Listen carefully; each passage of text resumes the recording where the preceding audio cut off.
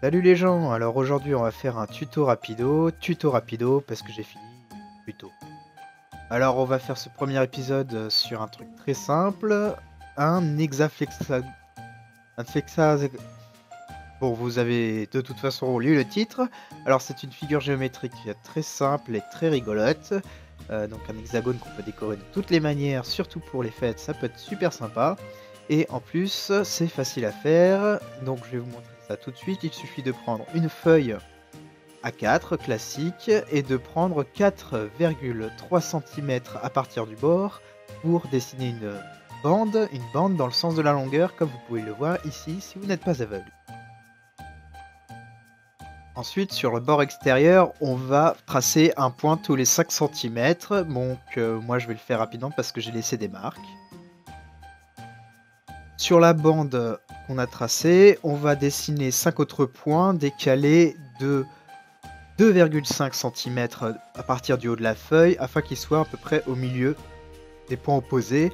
Ceci afin de pouvoir tracer, vous l'avez vu si vous n'êtes pas aveugle encore une fois, des triangles isocèles. Ensuite, vous pouvez couper la bande directement avec une règle. Donc moi, je vais vous proposer une méthode pour faire les hexaflés, les flex... Enfin bref, les trucs sans couteau, sans tonneuse, sans ciseaux et sans colle. Mais évidemment, si vous avez ces outils, vous pouvez vous en servir. Donc une fois que vous avez votre bande, vous pouvez directement dessiner les triangles comme vous le voyez ici, avec ça.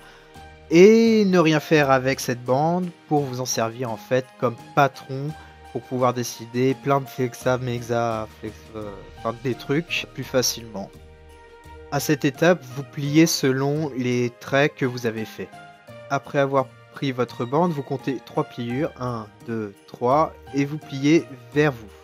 Ensuite, vous comptez 1, 2, 3 pliures et vous repliez vers vous. Alors, avec les deux triangles qui se chevauchent, vous faites cette magnifique opération de repasser derrière. Et avec ce qui reste, vous faites un joli entortillage afin que ça tienne. Oui, alors c'est un tuto rapido, donc rêvez pas trop. C'est magnifique, ma chérie. Encore, on n'a pas fini. Maintenant, vous coloriez une des faces. Et puis l'autre. Et c'est là que ça va devenir marrant, parce que en alternant les bosses et les creux au niveau des pliures, et si on le fait à partir de la bonne pliure, eh bien on va pouvoir ouvrir notre truc, qui est vachement rigolo. Le summum du fun du giga cool, c'est que ces deux faces cachent une troisième... Ah